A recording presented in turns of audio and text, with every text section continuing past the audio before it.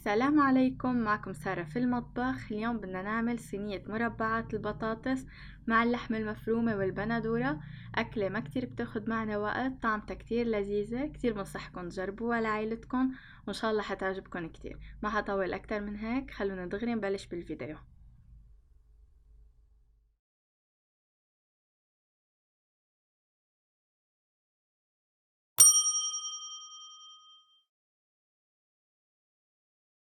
نبدأ بتحضير خلطة اللحمة المفرومة والبندورة. بالمقلاية حطيت شوية زيت زيتون، ضفت عليهم 2 بصل مفرومين، بدي أقليهم حتى يدبلوا وياخدوا لون خفيف. بس يدبل البصل بدي اضيف عليه نصف كيلوغرام من اللحمة المفرومة وبدي اقليها مع البصل. هون المقلية لازم تكون كتير حامية حتى اللحمة المفرومة ما تطلع كتير مي لبرا وتصير تعلق عنا.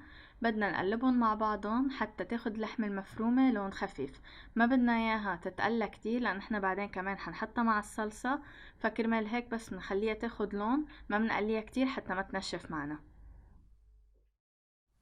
تقريبا بعد دقيقة أو دقيقتين حتى نوصل لهيدا اللون منضيف 3 حبات من البندورة، شلت عنهم القشر، قطعتهم بشكل ناعم، وبدي اضيف عليهم كمان ملعقتين كبار مليانين من معجون الطماطم، وممكن نضيف ملعقة تالتة انتو بتتذوقوا وبتضيفوا بعدين على التذوق.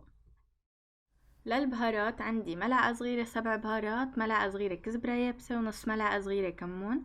والنوع اللي ما متوفر عندكم فيكن تستعملوا نوع تاني بداله. وحضيف عليهم من نصف لكوب من المي حسب قديش بتحتاجوا، بلشوا بنص كوب، اذا حسيتوها كتير كمشة على بعضها بتضيفوا شوية شوية مي، ومنحط ملح حسب الرغبة، ومنخلط المكونات كلياتها مع بعضها. هلا بعد ما نخلط المكونات كلياتها بدنا نسكر عليها وبدنا نتركها على نار خفيفة لمدة 10 دقايق أو 15 دقيقة حتى تتسبك عنا والبندورة تستوي بشكل كامل. وهلأ بعد ما مرق الوقت شايفين كيف قوامها؟ هيك لازم نحصل على قوام يكون بقلبه سوائل بشكل خفيف بس مش كتير كتير سوائل بكمية كبيرة، وكمان ما يكون ناشف. بهالمرحلة كمان بتتذوقوا وبتضيفوا معجون طماطم إذا عبالكم تقووا نكهة البندورة أكتر. هلأ منحط الخلطة على جنب ومنبلش نشتغل بخلطة البطاطا.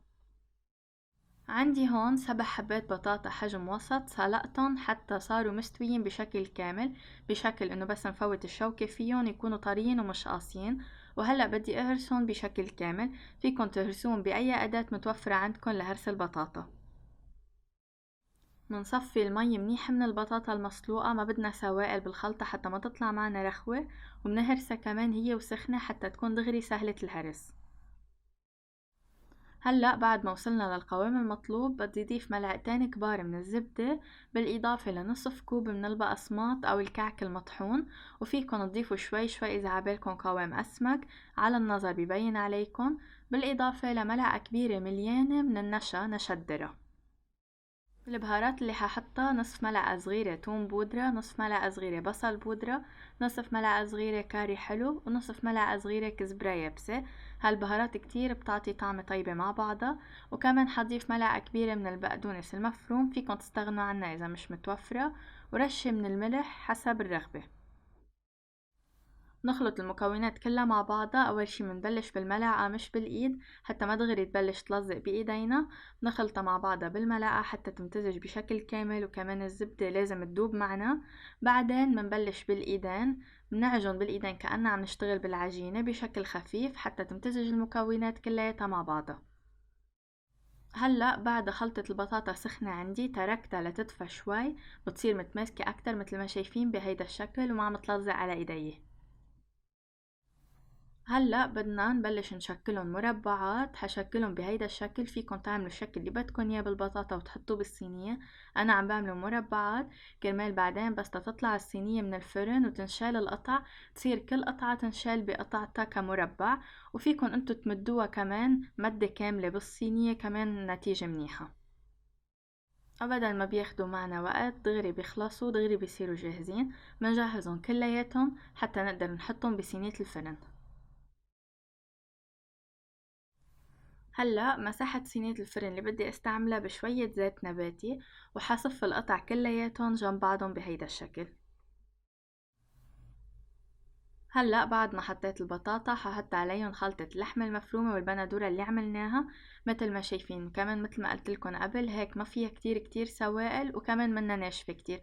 ما بدنا كتير سوائل لأنه بتصير كمان طبقة البطاطا اللي من تحت بتصير كتير رخوة وبيفتلها كتير مي. فهيك القوام يعتبر ممتاز. منوزعها بالتساوي على كل البطاطا.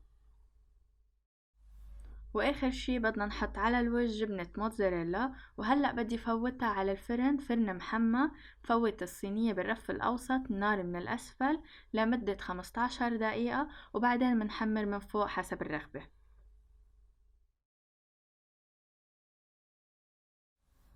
وهيك أكلتنا صارت جاهزة. منقدمها مباشرة هي وسخنة.